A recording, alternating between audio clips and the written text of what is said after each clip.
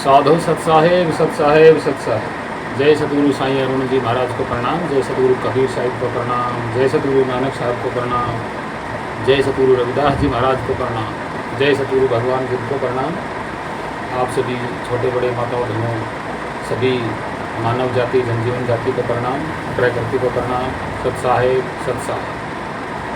तो भक्तजनों प्रेमियों, आप सभी सत्य मार्ग पे चलें, दया करुणा सेवा और समानता के मार्ग पे चलें। तो आज का जो हमारा वीडियो है वो कुछ सवाल पूछे गए हैं उनके ऊपर है, और कुछ ऐतिहासिक वीडियो भी मैं आपको बताऊंगा और ऐतिहासिक बातें भी आपको बताऊंगा कि कुछ लोग जो भी हैं सब ग्रंथों की बात करते हैं। तो आज का जो हमारा टाइटल है वो है कि महामूर्ख कौन है, महाज्ञानी कौन है, कौवा बनाम गधा। कबीर साहिब के विचार, कबीर विचार। तो ये टाइटल हमने जो रखा है ये बड़ा सोच समझ के रखा हुआ है, यूँ हवा हवाई में नहीं रखा है। हालांकि ये वीडियो लाइव बनने वाली थी, लेकिन क्या होता है कि दिन में काम करते रहते हैं ना, तो रात को फिर लाइव नहीं हो पाते। तो इस वजह से आज ये जो फ्रंट वीडियो बनाई जा रही है स्पेशल। तो हम बात करेंगे 3 सवालों की। 3 सवाल जो पूछे गए हैं उन पे हम बात करेंगे। कि एक तो बोला था कि पूछा गया था, सवाल मैं आपको दिखा देता हूँ, स्क्रीन पे हैं, तो इन्हीं सवालों पे चर्चा करूँगा मैं, आप पढ़ के देख लीजिएगा। कि एक जो सोनू ठाकुर जी ने कहा है कि हो सकता है लोक लाज में कबीर साहिब रविदास जी गुरु और संत रविदास जी कबीर साहिब या नानक साहब ने लोक लाज में गुरु बनाया होगा, या फिर इन्होंने कहा कि माया जग ठगनी, कि विष्णु के संग माया बैठी है लक्ष्मी, ब्रह्मा के संग माया बैठी है ब्राह्मणी, माधव के संग पार्वती बैठी है। तो ये क्या था? क्या कबीर साहब ने ये बात कही थी? बिल्कुल नहीं कही। हम इस पर पूरी चर्चा करेंगे। और एक क्या है कि आखिर परमात्मा से आत्मा बिछुड़ कैसे गई? ये बड़ा अचंभे वाली बात है कि लोगों के अभी भी दिमाग में अवधारणा है कि आत्मा है और कोई परमात्मा है जो आपस में बिछड़ गए। ये क्या है? ढोंगियों ने ना कभी अलग अलग बिछड़ते हुए दिखाया, उन्होंने दिखाया ही नहीं तो लिख कैसे दिया भाई? बहुत सारे, मैं ग्रंथों की पोल खोलूँगा यहाँ पे, बहुत सारे ढोंगियों की बात का पोल खोलूँगा मैं यहाँ पे, चैलेंज भी करूँगा, सीधी सी बात। तो कुछ हम ये देखो, ये कितने हैं पता है आपको? 1 2 3 4 5 6 7 8 9 10 11 12 13 14 15 16 किताबें हैं कुल मिला करके। क्या हैं ये वही किताबें हैं जो आपको मानसिक गुलामी से दूर करती हैं। बिल्कुल है। तो ये जो वाणी है ये अनुराग सागर की है। ये अनुराग सागर आप देख रहे हैं, ये रहा यहाँ, ये अनुराग सागर है कबीर साहिब का। तो आप देख लीजिए, और ये बीजक है कबीर साहिब का। ये देखो, ये बहुत पुराना बीजक है जो हमने खरीदा था ये देखो। और ये बहुत सारी किताबें हैं, और ये है इसमें एक ये इसमें एक शामिल भी है, मनु स्मृति भी है, ये मनु स्मृति ओरिजिनल है बिल्कुल। तो क्या है, ये जो चीज़ें हैं ये ऐसा बताती हैं कि ये आपको गुलाम बनाने की साजिश थी। सबसे पहले तो हम एक बहुत बड़ा रहस्य चुनते हैं कि आखिर ऐसा कैसे हो गया? जो हम आपको बताएंगे आप सोचते रह जाएंगे कि आखिर क्या मजबूरी थी, क्या कारण था जिसकी वजह से ये ऐसा सब हुआ। तो हम पहले गधा, कौवा, इनकी बात को लेते हैं। कबीर साहिब ने अपनी वाणी में गधे को कभी बुरा नहीं बताया, गधे को बुरा नहीं बताया। गधे को उन्होंने ये कहा था कि गधा जो होता है, बेजुबान जानवर होता है, उसके ऊपर कितना भी बोझ डाल दो वो सहनशीलता से बिना विवाद के वो ले जाता है। यहाँ आप गधे की मूर्खता मत बताइएगा, यहाँ ढोंगियों ने इसको उल्टा कर दिया। कबीर साहिब ने कभी भी गधे को बुरा या मूर्ख या अज्ञानी नहीं कहा। हालांकि गधे को मूर्ख कहने वाले महामूर्ख हैं। ऐसी बातों पे मैं विचार करूंगा। सबसे पहले हमें याद करना होगा कि कबीर साहिब मगर क्यों गए थे, इसके पीछे विद्वानों ने क्या कहा। कबीर साहिब जब मगर, कबीर साहिब के समकालीन जब विद्वानों ने कहा कि जो काशी में प्राण त्यागेगा वो स्वर्ग में जाएगा और जो मगर में प्राण त्यागेगा वो अगले जन्म में गधा बनेगा। कबीर साहिब ने इस बात को मंजूर किया कि हम मगर में ही मरेंगे, गधा बनना हमें मंजूर है, कि गधा बनना हमें मंजूर है, लेकिन कौवा नहीं बनेंगे। क्यों कहा इस बात को? कि जो काशी में मरेगा हर साल उसका श्राद्ध निकाला जाएगा और वो कौवा बन के आएगा और फिर वो खा के जाएगा। ऐसा होता नहीं है, लेकिन कबीर साहिब ने कहा आज भी बहुत सारे लोगों के साथ ऐसा हो रहा है कि हर साल श्राद्ध निकाला जाता है, कहते हैं कि ये कौवा बन के आ गया। तो स्वर्ग में कहाँ गया फिर वो? कहाँ मुक्ति हुई उसकी? वो तो कौवा बन के घूम रहा है। अगर हम गधा बनेंगे तो कम से कम शांत स्वभाव में तो रहेंगे, शांत स्वभाव में तो रहेंगे, दुनिया के काम ही आएंगे। किसी से धोखी पटा बेईमाना ये तो नहीं करेंगे। जो मिल जाएगा उसमें खा करके हम खुश रहेंगे। ये एक बताने की वो थी। उन्होंने गधे को कभी किसी भी वाणी में मूर्ख या महामूर्ख कभी नहीं कहा।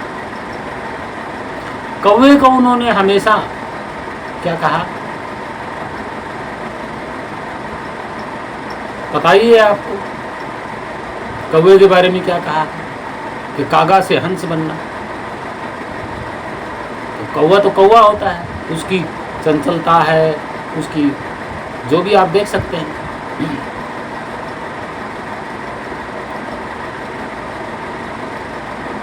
तो कौवा क्या होता है, उसका मन जो है उसका मचलता रहता है, जगह चोंच मारता है, उसका पेट नहीं भरता है, वो एक जगह स्थिरता में नहीं है। कहने का मतलब ये है, एक जगह वो बैठता नहीं है कभी कौवा, चाहे भले गर्मी हो, आंधी हो, तूफान हो, वो कभी नहीं बैठता एक जगह पे। वो अपनी जगह बदलता रहता है, चंचलता है उसमें। और ऐसे चंचल आदमी के साथ कोई व्यक्ति कोई रास्ता पकड़ेगा तो आपको पता है वो कहीं नहीं पहुंचेंगे, ना वो सतलोक पहुंचेंगे, ना स्वर्ग पहुंचेंगे, कहीं नहीं पहुंचेंगे। तो उन्होंने इसलिए वो गधे को जो है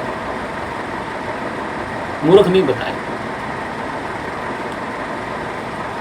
एक वाणी भी है कि ज्ञानी से ज्ञानी मिले होए दो दो बात, और गधे से गधा मिले तो होए दो दो लात। तो ऐसा बिल्कुल भी नहीं है, कभी नहीं होता ऐसा। जब दो गधे आपस में मिलेंगे तो वो कभी भी लातम लात नहीं होंगे, ये झूठी कहावत है। ये बाद में जब कबीर साहिब ने कहा ना कि हम तो गधा बनने के लिए, हमें गधा बनना मंजूर है, मगर में अगर मर जाएंगे तो हमें तो गधा बनना मंजूर है। तो ढोंगियों ने बाद में इसको कबीर साहिब की उल्टी ये वाणी बनाई। और संत कौन थे? क्या कहा? संतों से संत मिले होए दो दो बात। ऐसा कभी नहीं होता, कभी नहीं होता। क्या दो महान संतों को एक साथ आपने अपनी जिंदगी में कभी देखा मिलते हुए? कोई भी माई का लाल बता दे कि एक साथ दो संत मिले और उनकी एक बात हो जाए, हुआ कभी? क्या आप लोगों ने संत रामपाल को, सरसे वाले डेरे वाले बाबा को, ब्यास वालों को, यानी कि कुल मिलाकर के 12 संत हुए। फिलहाल 12 संत बैठे हैं 12 गद्दी पे, बल्कि 13 होंगे। क्या कभी एक साथ मिलकर के उन्होंने चर्चा की है, आपस में एक बात की है? नहीं की, नहीं की। ये तो साबित करके दिखाओ ना कि 13 संत एक साथ मिलेंगे और फिर होंगी ज्ञान की बात। कभी ऐसा हुआ ही नहीं। हालांकि 13 संत अगर आपस में मिलेंगे तो वो लड़ घुड़ के ही उठेंगे। अगर यकीन ना हो तो आप जितने भी पंथ हैं सभी के संत इकट्ठे कर लो, फिर देखना तमाशा। वो आपस में जूत बजाएंगे। और दो गधों को आपस में खड़ा करके देख लो, क्या वो जूत बजाएंगे? या दो अनपढ़ व्यक्तियों को एक साथ बैठा के देख लो, क्या वो जूत बजाएंगे? बिल्कुल नहीं बजाएंगे, बिल्कुल भी नहीं बजाएंगे। क्यों बजाएंगे भाई? वो क्या उनके पास बुद्धि विवेक नहीं है? है।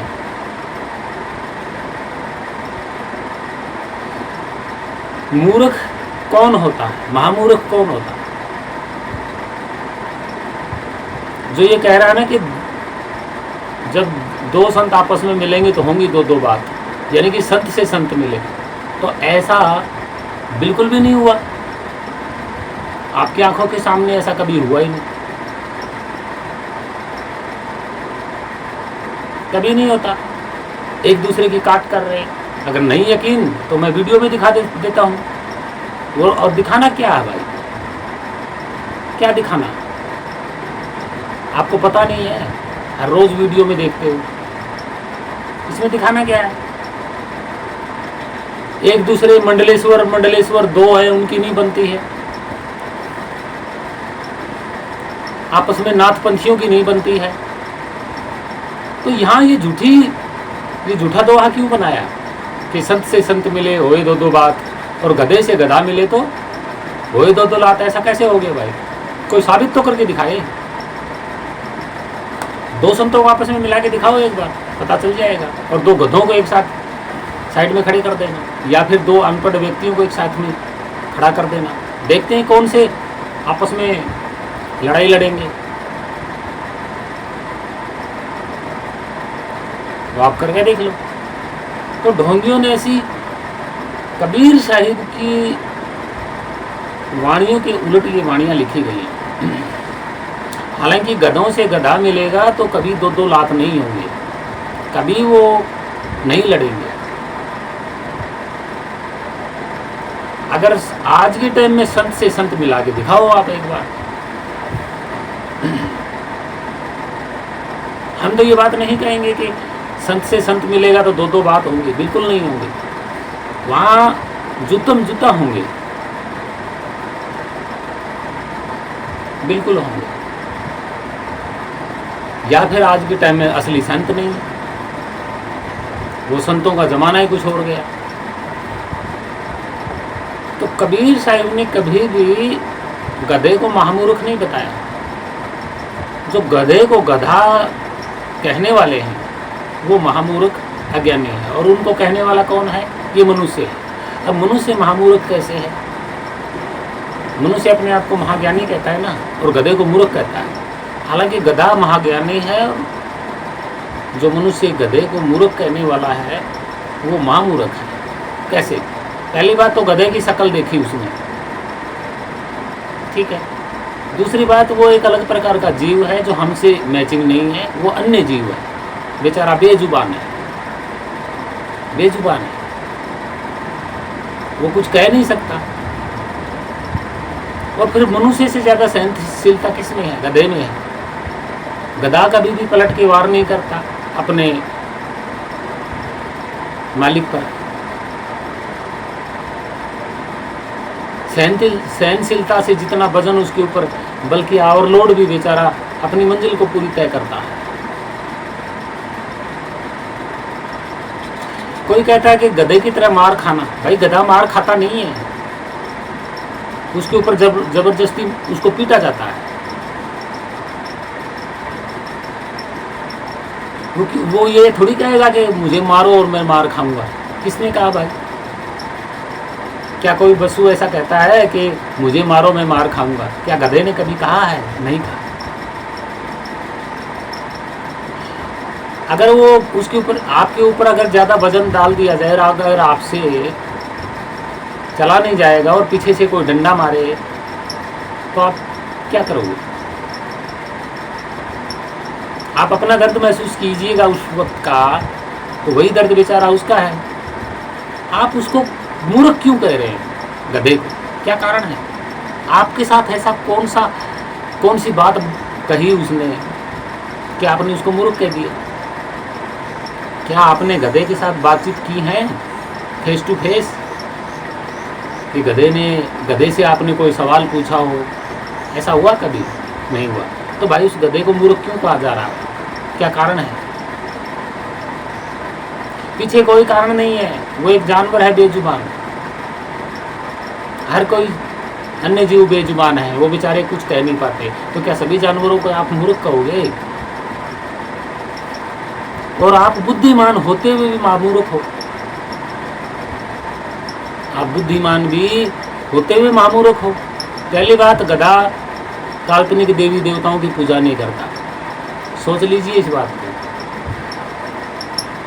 गधा मनुष्य की तरह जगह जगह मुंह नहीं मारता। गधा शांत स्वभाव का होता है, जैसा उसको मिल गया उसने खा लिया। गधा हमेशा मस्त रहता है, तुम्हारी तरह टेंशन में नहीं रहता है। वो ज्ञानी है, मस्त रहता है, मस्ती से जिंदगी जीता है। डंडे खाना उसकी मजबूरी है। क्या कि वजन ज़्यादा डाल देते हो, बेचारे से चला नहीं जाएगा तो आप डंडे मारोगे उसको। तो उसका कसूर क्या है? डंडे आप मार रहे हो तो महामूर्ख तो आप हो जो उसको डंडे मार रहे हो बिना वजह। उसका दर्द का महसूस नहीं किया। तो मूर्ख कौन है यहाँ पे? कौन है मूर्ख? गधा बेचारा कितना भी पीट लो दिन में, बेचारा रात को सब कुछ भूल जाता है और सुबह वही काम पर फिर लग जाता है। वो कभी पलट के वार नहीं करता।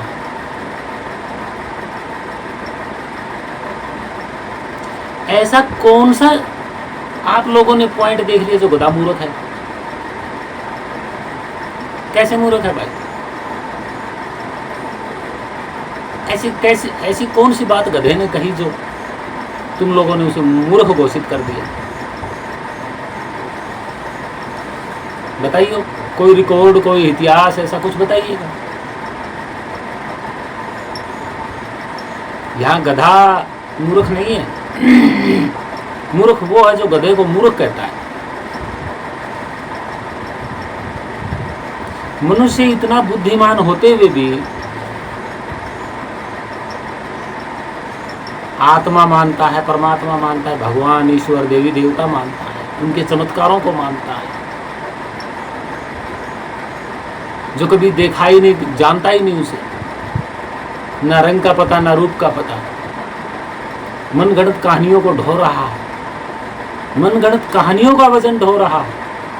तो यहाँ कौन मूर्ख है, कौन महामूर्ख है, गधा या मनुष्य? तो भक्तजनों प्रेमियों, गधे पे मूर्खता का शब्द मत लगाइएगा।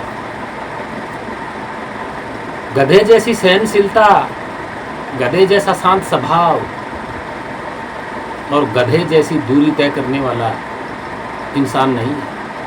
गधे की बराबरी इंसान कभी कर ही नहीं सकता किसी भी तरीके से। तो यहाँ महामूर्ख कौन है फिर? मनुष्य ही तो है।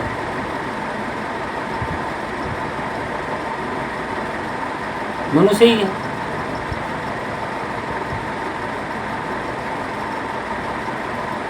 और ढोंगियों ने वाणी उल्टी बना दी। बिल्कुल नहीं, ऐसा मत सोचिएगा। किसी भी जीव को उसका शरीर का आकार प्रकार या उसके स्वभाव को देख करके आप उसको गलत शब्दों से मत पहचान बनाइएगा।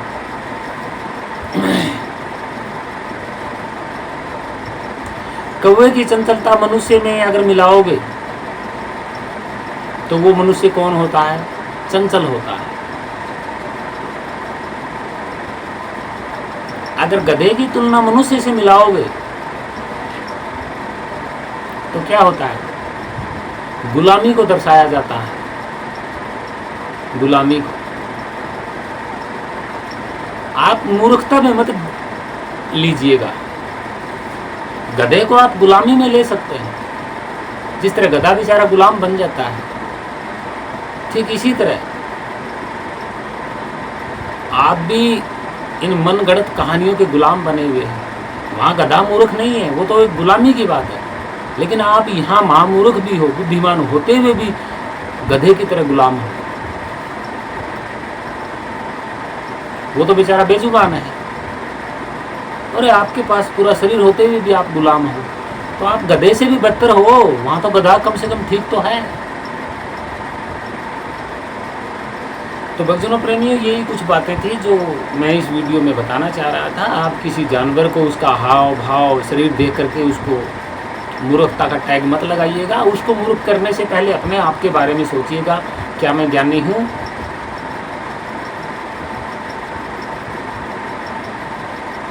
तो यही वो बातें थी। गधे का स्वभाव आज मनुष्य के अंदर नहीं है। गधा जो जानवर होता है वो सत्य की ओर है, वो सत्य जानता है, उसको पता है सूर्य सूर्य है, धरती धरती है, खाना पीना घास घास है, और मैं हूँ। वो आपकी तरह नहीं है कि सूर्य को देख लिया और फिर उसको 7 घोड़ों पे रथ पे बैठा दिया। वो आपकी तरह नहीं है। वो जो प्रकृति पे सत्य है वहीं तक निर्भर है। वो बेजुबान होते हुए भी वो सूर्य को सूर्य देखता है, पानी को पानी देखता है, अग्नि को अग्नि जानता है। और आपने तो अग्नि से मनुष्य ही बना दिया।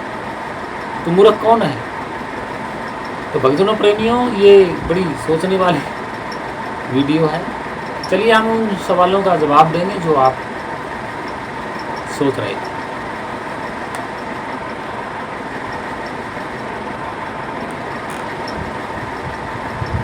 तो कारण है कि ब्रह्मा के साथ विष्णु के साथ माया बैठी। तो ये अनुराग सागरी तो है।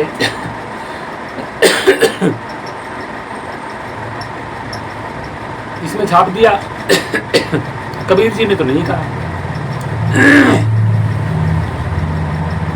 कबीर जी ने कभी ये नहीं कहा कि कोई ब्रह्मा और ब्रह्मा के बराबर में ब्रह्माणी बैठी है। कभी नहीं कहा। कबीर साहब ने झूठ कभी नहीं कहा, कभी नहीं कहा। कबीर जी के साथ थोपा गया। जब ब्रह्मा है ही नहीं, कबीर क्यों कहेंगे? विष्णु है ही नहीं, कबीर क्यों कहेंगे? महेश कोई है ही नहीं, कबीर क्यों कहेंगे भाई? जब वो है ही नहीं तो उनकी पत्नियां कहाँ से हैं?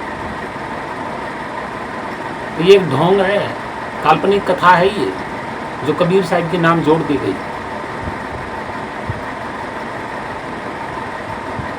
अगर कोई है, इन तीनों में से कोई है, तो हकीकत में दुनिया को दिखाओ। इसमें क्या है? कुछ नहीं है। तो ये ऐसी कहानियों में आप उलझे हुए हो, जो कहानियों में बताया गया है वो आज ना ही वर्तमान में है, ना ही किसी ने देखे। तो महामूर्ख कौन है?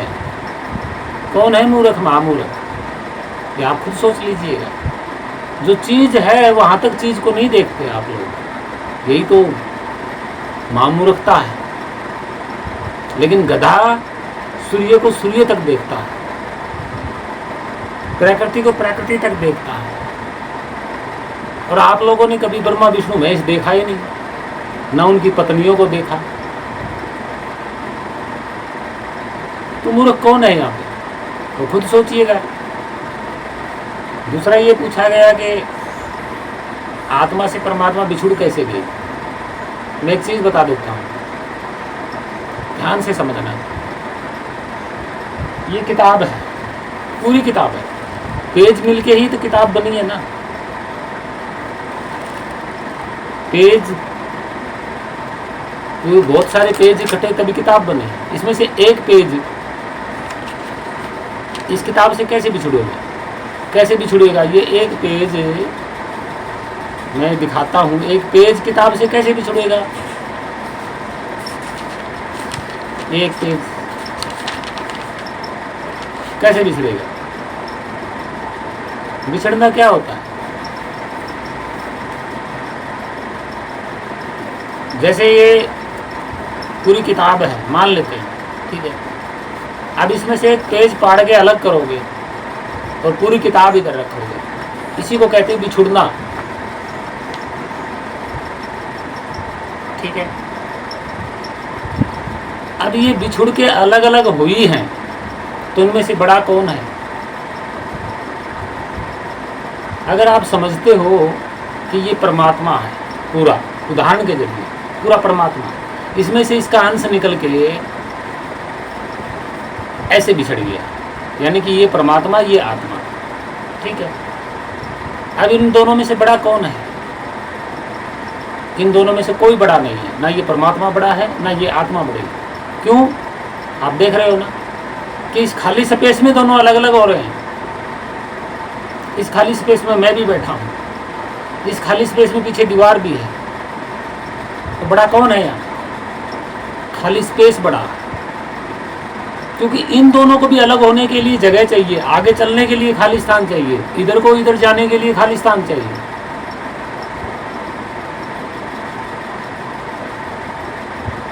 चाहिए कि नहीं चाहिए? दो चीज़ों को अलग होने के लिए खाली स्थान चाहिए। अगर दो चीज़ें अलग हो गई तो ये इधर आ गई, ये इधर रह गया, तो ये इधर किस वजह से आया है? खाली स्थान की वजह से आया।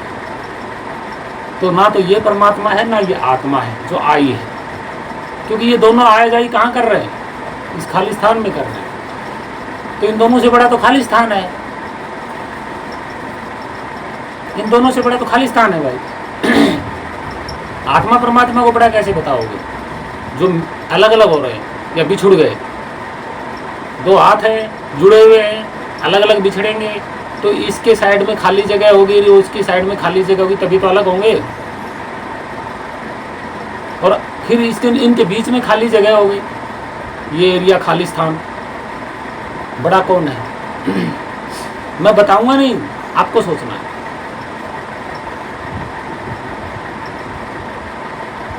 अगर ये ढोंगी कह रहे हैं कि आत्मा से, परमात्मा से आत्मा बिछुड़ गई, तो आप सोचिएगा सारा खेल इस खाली स्थान में हुआ ना, और तो कहीं नहीं हुआ।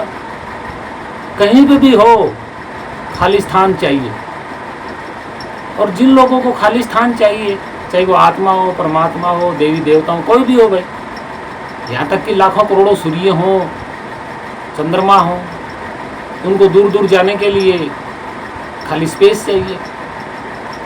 तो वहाँ बड़ा कौन है? खाली स्पेस है। तो यहाँ तो आपका आत्मा और परमात्मा बिछुड़ना सर्वव्यापी साबित नहीं हुए भाई। हाँ, आप अगर आप मान रहे हो तो वो एक आपकी अलग बात है। हम तो नहीं मानते, हम तो नहीं मानते।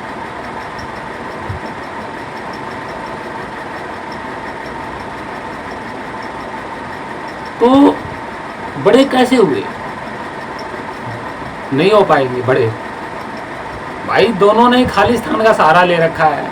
वो सर्वव्यापी कैसे हुए? और फिर सर्वव्यापी कैसे हुए कि दोनों ने अलग अलग स्थान बना लिया, बीच में खाली जगह है। सर्वव्यापी कहाँ हुए? बीच वाले खाली स्थान में तो कोई नहीं है। सर्वव्यापी कैसे हुए?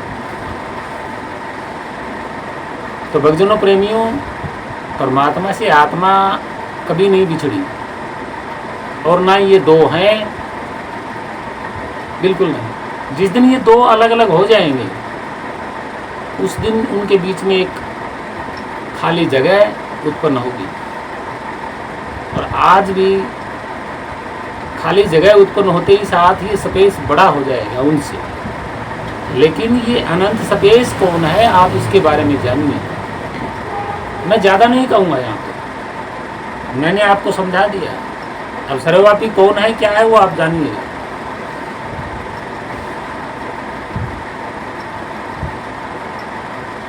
और फिर वो दो हो गए, इधर परमात्मा हो गया, इधर आत्मा आ गई, तो दो हो गई। बीच में खाली स्थान, इनको जाने के लिए आगे खाली स्थान की जरूरत पड़ रही है। ये क्या था? ऐसी किताबों में लिख दिया, आपने पढ़ लिया कि आत्मा से, परमात्मा से आत्मा बिछुड़ गई। यही है वो आपको मूर्ख बनाने की कहानियाँ। अब आप खुद सोचिएगा, अगर आप ज़रा थोड़ा सा भी बुद्धि और विवेक से सोचिएगा कि इस अनंत स्पेस में जब दो चीज़ें अलग होंगी तो उनके लिए जगह चाहिए ना, बीच में भी जगह चाहिए। अगर बिछुड़ेंगी तो बड़ा कौन हुआ? ये तो बुद्धि और लगा सकते हो ना, कि ये भी बुद्धि नहीं है आपके पास, ये भी नहीं है।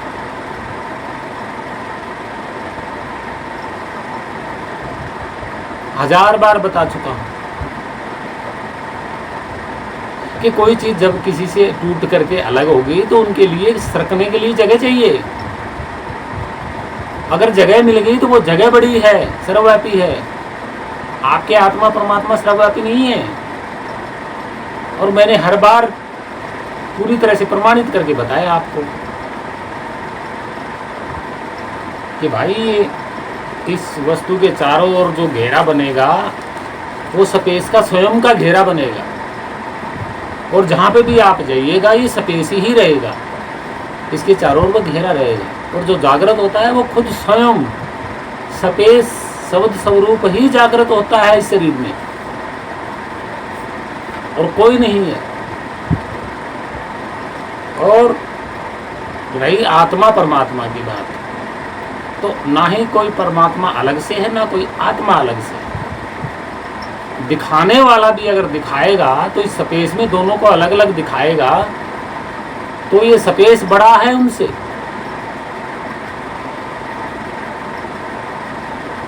तो यहाँ बड़ा स्पेस ही मिलेगा आपको, आप कुछ भी कर लीजिएगा। मैं आपको छूट दे रहा हूँ भाई, कुछ भी कर लीजिएगा, स्पेस सबसे बड़ा ही मिलेगा। इससे बड़ा कोई नहीं है। कोई साबित करे तो मैंने तो पहले भी चैलेंज कर रखा है। अब रही बात माया की, तो सोनू ठाकुर जी आप दूर मत जाइएगा। ये शरीर आपकी माया है, यही है वो माया। इसने आपको उलझा के रखा है, भ्रम में रखा हुआ। कौन से भ्रम में? आप सोच रहे हो कि मैं शरीर हूँ, यही आपका भ्रम है, यही आपका भ्रम है। अगर आप शरीर हो तो आप जैसा, अगर आप शरीर हो, अगर आप शरीर को, खुद को आत्मा मानते हो, इस शरीर को, तो ऐसा ही आपसे बड़ा कोई, ऐसे ही शरीर वाला परमात्मा भी तो दिखाई देना चाहिए। जैसे आपका शरीर दिखाई दे रहा है वैसे तो एक अलग से परमात्मा भी दिखाई देना चाहिए इस स्पेस में, मनुष्य जैसा। और फिर कबूतर की आत्मा है तो इतना बड़ा कबूतर परमात्मा भी दिखना चाहिए। कबूतर परमात्मा, भाई कोई कबूतर जीव है, अगर वो आत्मा है, शरीर उसका, तो उसका परमात्मा कबूतर जैसा बड़ा होना चाहिए। अलग अलग जीवों का परमात्मा उनके शरीर के आकार बड़े होने चाहिए और दिखाई देने चाहिए। और आपने मान लिया कि माया कोई और है। अरे भाई, पहले अपने को तो जानिएगा, फिर ही तो माया का पता चलेगा। ये माया है, शरीर है, आपको इस शरीर ने भटका के रखा हुआ है। क्या आप सोच रहे हो ये शरीर मैं खुद हूँ और ये अमर है? आप ये सोच रहे हो, यही वो माया है। आपने आपको इस माया ने आपको बांध के नहीं रखा हुआ, उलझा के रखा हुआ है, अपनी ओर आकर्षित करके रखा हुआ है।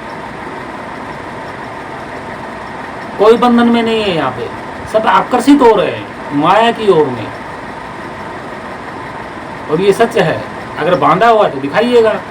और कबीर साइड में तो ये बात बिल्कुल नहीं कही। अगर कही है तो भाई 1400 ईस्वी का कोई लेखन हमें दिखा दीजिएगा। इस अनुराग सागर को हम तो नहीं मानेंगे और ना ही इस बीजक को मानेंगे। भले इसमें कबीर की वाणियाँ हों, लेकिन मैं तो नहीं मानता। मैं वही मानता हूँ जो वर्तमान में है। मैं तो वही मानता हूँ ना, उस सत्य को मानता हूँ जो वर्तमान में है। मैंने कभी सूर्य के नीचे 7 घोड़ों का रथ नहीं देखा, बिल्कुल नहीं देखा। आदमी से जल से आदमी बनता हुआ प्रकट होता हुआ मैंने नहीं देखा। और आज मैं ये बात कह रहा हूँ कि जो व्यक्ति वर्तमान में जो जीता है वही महाज्ञानी है, वही सर्वज्ञानी है।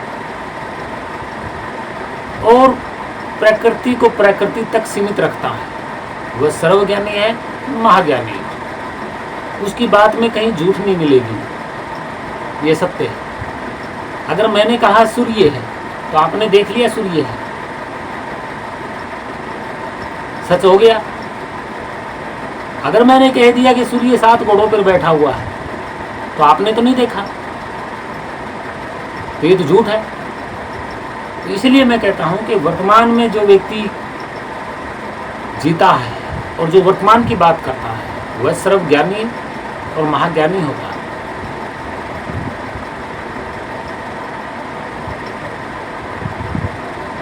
झूठे कहानी और देवी देवताओं के ढकोसले में जीने वाला से, जो जीने वाले से, यानी कि काल्पनिक बातों में जो आज के वर्तमान में कोई व्यक्ति जी रहा है, उससे ज्ञानी कौन है?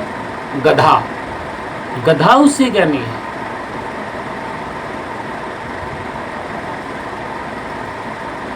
बिल्कुल सच है। और जो आपने कहा ना कि लोक लाज में बनाया हुआ, बिल्कुल नहीं बनाया, बिल्कुल नहीं बनाया। समानता का मार्ग अपनाया था। जैसे कबीर साहिब का मार्ग रविदास जी ने अपनाया, रविदास जी का मार्ग नानक साहब ने अपनाया। यहाँ गुरु चेले की कोई बात ही नहीं है और ना ही माई का लाल कोई साबित कर सकता। रही बात रामानंद की, तो रामानंद तो पहले ही गुजर गए थे कबीर साहिब से। आप रामानंद को क्यों जोड़ रहे हैं कबीर साहिब से? क्या कारण है? कौन सा आपके पास प्रमाण है जो आप बार बार कबीर साहिब के साथ रामानंद को जोड़ रहे हैं? हालांकि रामानंद का मार्ग अलग है, कबीर का मार्ग अलग है। कबीर का मार्ग है भौतिकवादी, वर्तमान में जीने वाला, और रामानंद का मार्ग है मरने के बाद भविष्य में मुक्ति पाने वाला।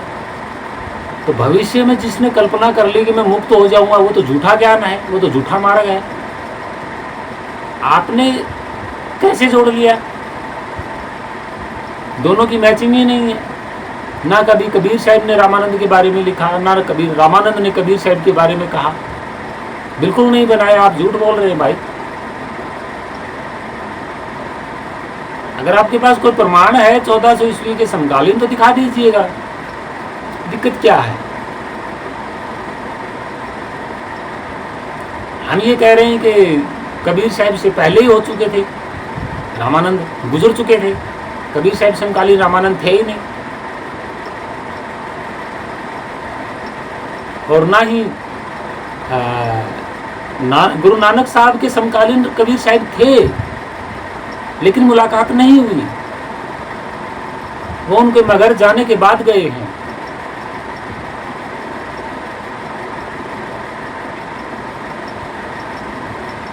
और रविदास जी भी थे, तो वो तो मार्ग अपनाया था ना, समानता का था वो तो। उन्होंने मार्ग बताया, वो मार्ग नानक साहब के ने अपना लिया। यहाँ गुरु शिष्य की नाम दीक्षिणा की, गुरु धारण करने की कोई परंपरा ही नहीं थी। अगर परंपरा थी तो ये तो रामानंद की परंपरा थी, गुरु शिष्य बनना। आप इसको कबीर साहब के साथ क्यों जोड़ रहे हो? और फिर भगवान की और परमात्मा की भक्ति तो रामानंद की परंपरा करती थी, काल्पनिक भक्ति, काल्पनिक भगवान बना के रखा हुआ था। आत्मा, परमात्मा, भगवान, ईश्वर, राम, ये भक्ति तो वो करते थे काल्पनिक। कबीर साहब वर्तमान की भक्ति करते थे। तो कबीर साहब ने तो किसी आत्मा परमात्मा की कोई मंत्र जाप या भक्ति नहीं की। और जो कुछ भी लिखा है अनुराग सागर, ये कबीर साहब का है ही नहीं, ये कबीर साहब का ज्ञान ही नहीं है। कैसे आप उल्टी बात कर रहे हो?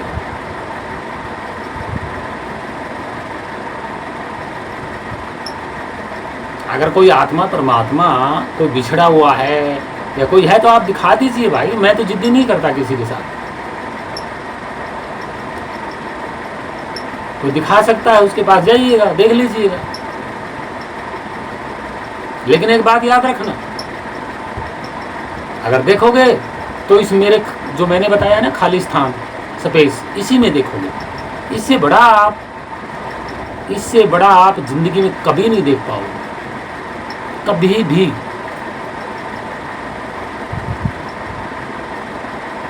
कभी नहीं देख पाओगे। और सोच लीजिएगा, जाइए जहां मर्जी, जिस ज्ञानी के पास जाइएगा, अगर वो दिखाएगा, अगर वो आपको दिखाएगा तो स्पेस में दिखाएगा। लेकिन स्पेस तो बड़ा है, उससे बड़ा कहाँ हुआ? स्पेस से बड़ा कहाँ दिखाओगे? किस चीज को दिखाओगे? और मेरे पीछे जो फोर्स है वो इस स्पेस की है भाई,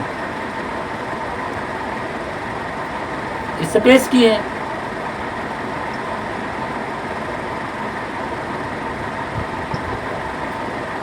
मेरे पीछे जो फोर्स है भैया स्पेस की है।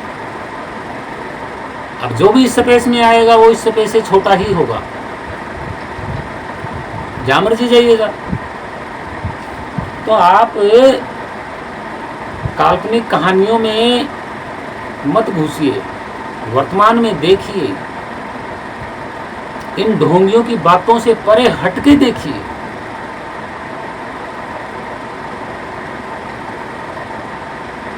आप ऐसे हर कोई रोज नई कहानी पढ़ लेते हो, सोच लेते हो ऐसा हुआ होगा। अरे तो भाई हुआ होगा, आज नहीं हो सकता। और ढोंगियों ने एक ऐसी चाल चली आपके साथ, पूरी मानव जाति के साथ, कि किसी भी तरीके से इनको उलझाया जाए, काल्पनिक देवी देवताओं के साथ आस्था बांधी जाए। और आस्था क्या होता है? अस्थाई का नाम ही आस्था होता है। मतलब अस्थाई या आस्था। अस्थाई के आगे अस्थाई का मतलब क्या होता है? आस्था का मतलब होता है जो एक जगह नहीं रहता, बदलता रहता, उसको बोलते हैं आस्था। और आस्था से ही आस्था बना है। तो आस्था और आस्था एक ही नाम है। अस्थाई या अस्थाई एक ही रूट है।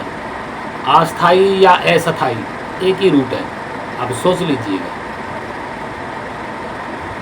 हर रोज नया भगवान बना देते हैं, बदल जाती है आस्था। अस्थाई है, बदलेंगे ही, क्योंकि इन ढोंगियों का मन चंचल है। तो ऐसे में आप कहाँ मुक्ति पाओगे? कुछ दिन विष्णु में, कुछ दिन ब्रह्मा में, कुछ दिन शिव जी में, कुछ दिन खाटू श्याम में, कुछ दिन हनुमान में, कुछ दिन किसी में, कुछ दिन दुर्गा जी में, कुछ दिन गणेश में, ऐसे रहोगे आप। देखा एक भी नहीं।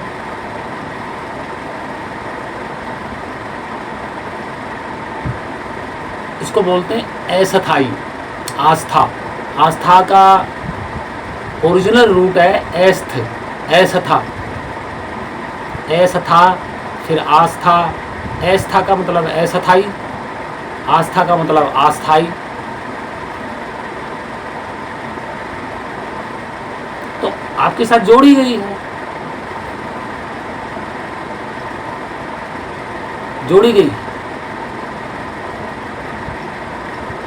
क्योंकि देखा नहीं किसी भी देवी देवता को, इसलिए उसके बारे में विचार उठते रहते हैं। अगर एक बार देख लेते तो विचार नहीं उठता। जैसे सूर्य को एक बार देख लिया उसके बाद में विचार नहीं उठते ज्ञानी पुरुष के। ढोंगी होगा वो तो उसके नीचे रथ देखेगा कि इसके नीचे रथ है नहीं, है नहीं, फिर भी कहेगा नहीं इसके नीचे रथ है। वो कौन होता है? महामूर्ख होता है। वो गधे से भी महामूर्ख होता है, हालांकि गधा मूर्ख नहीं होता है। यहाँ गुलामी की बात है।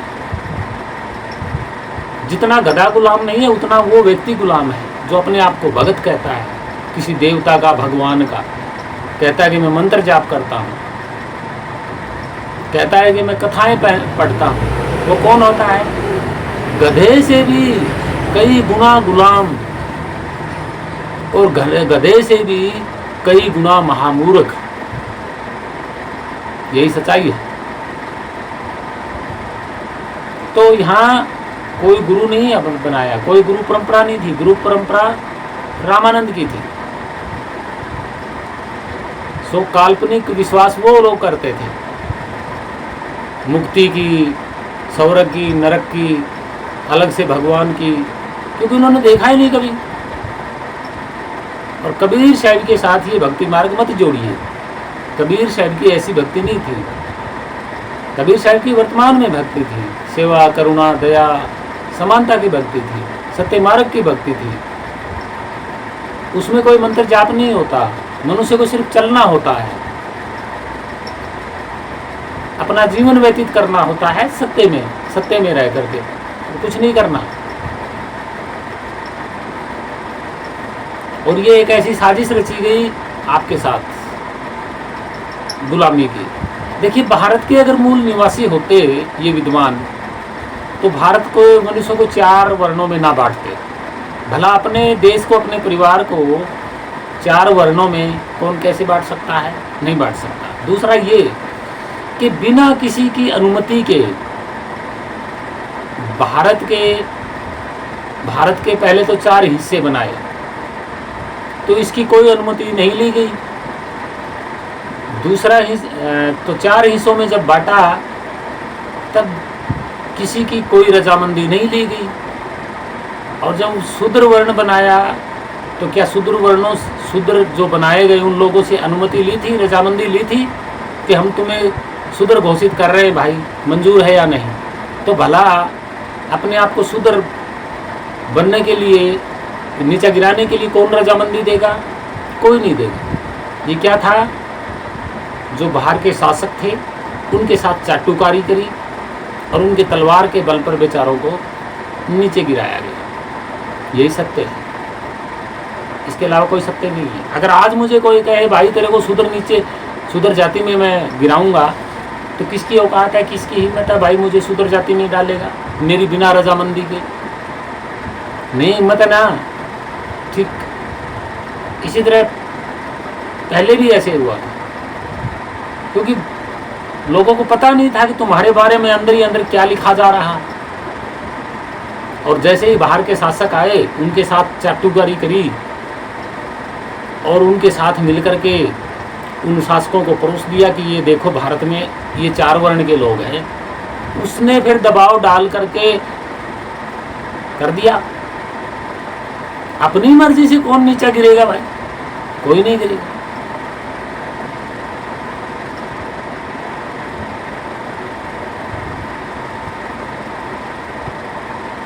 तो इसी तरह मैं कहता हूं कि मनगढ़ंत नाम,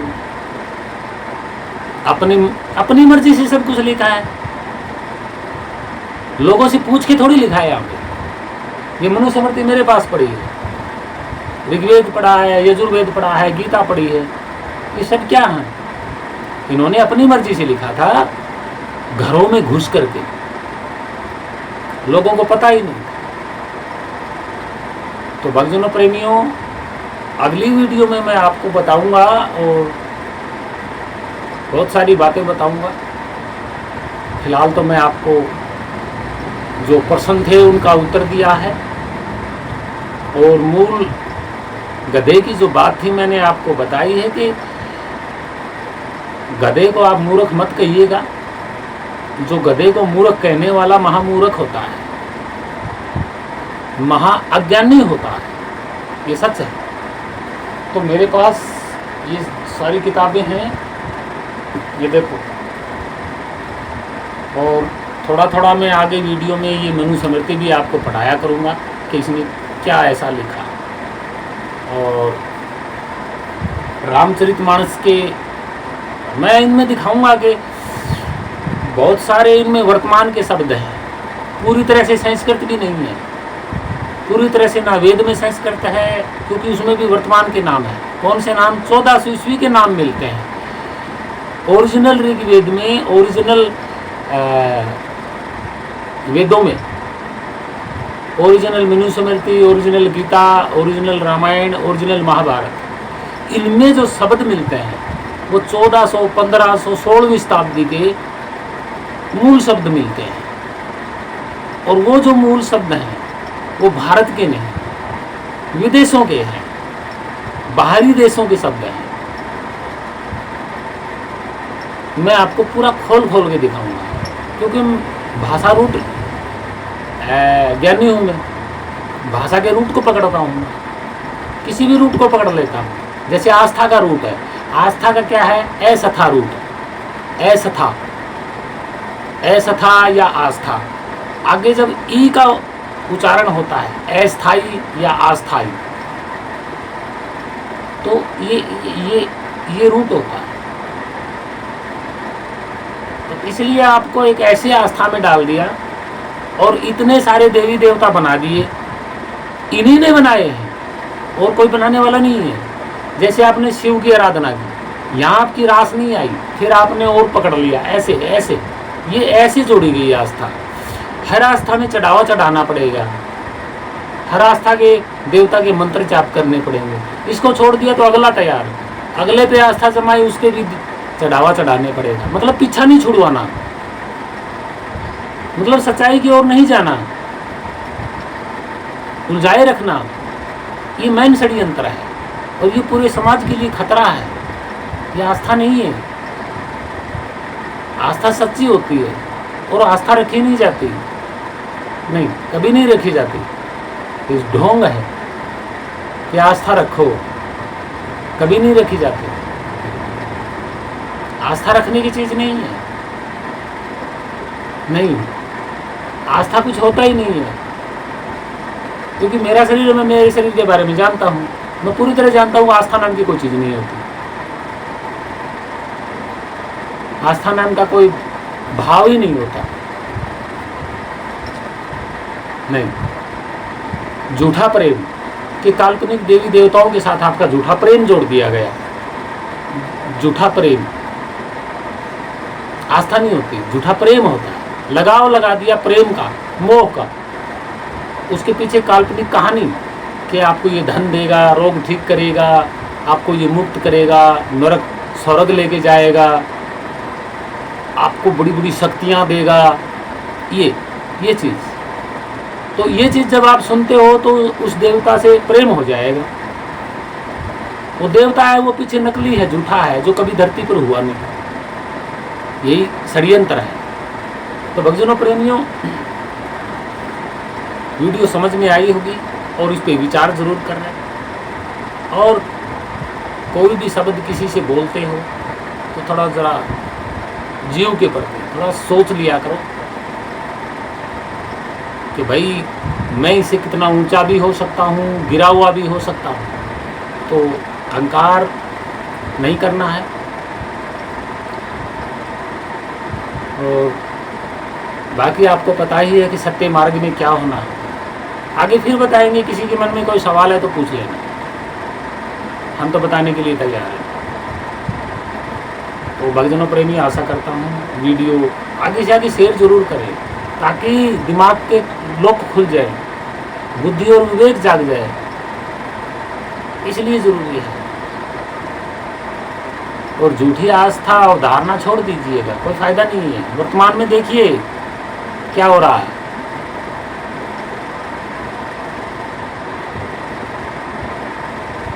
तो आप सभी को प्रणाम, मानव जाति को प्रणाम, भक्तजनों को, सभी साधुओं को, संतों को प्रणाम, प्रकृति को प्रणाम, सभी जीवों को प्रणाम। सत्य मार्ग पे चलें, आपका यही भक्ति मार्ग है। और समानता, सेवा, करुणा, दया के मार्ग पे चलें और वर्तमान में जानने की कोशिश करें क्या है क्या नहीं। बुद्धि और विवेक से काम लें, आपका कल्याण होगा। हम यही कहते हैं कि भी सभी जीव खुशी से रहें, सभी जीव, कोई भी जीव भूखा ना रहे, सभी समानता से रहें, सभी को खुशियाँ मिलें, सभी का कल्याण हो, सभी को सच्चा मार्ग मिले, यही हम कहना चाहते हैं। आप सभी को सत साहेब, सत साहेब, सत साहेब, सत साहेब।